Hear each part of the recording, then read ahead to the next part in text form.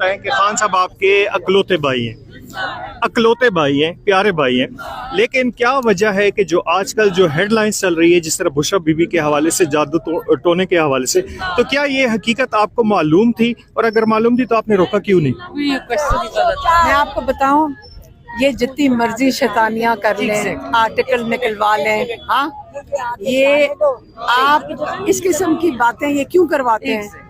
ना बुशरा बीबी की इज्जत में कोई कमी आनी है, ना इमरान खान को कुछ होना है।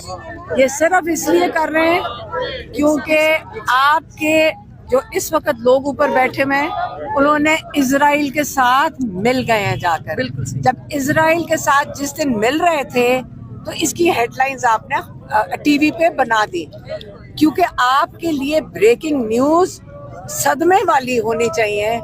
इस वक्त इजराइल के लिए आप किस किस्म के पाकिस्तानी हैं? मुसलमानों को बेच दिया, मुसलमानों को जहाँ गाजा, मेरी बात सुने, गाजा जिसके लिए लाखों अंग्रेज गाजा के लिए निकल आए, गाजा के लिए, और दुनिया निकल आई। आंसू जिन्हों 40-50 हजार लोग जो वहाँ पे कत्ल हुए, शहीद हुए, उनके लिए आप कोई दुनिया रोई है। आपने अपने उनसे एग्रीमेंट कर लिया, जो हमें समझ आई है कि वहाँ पाकिस्तानी फौजी भेजे जाएंगे। हम गलत हो सकते हैं, लेकिन हमने भी यही पढ़ा जैसे आपने पढ़ा है, जो आपने पढ़ी हैं चीजें वो हमने भी पढ़ी हैं।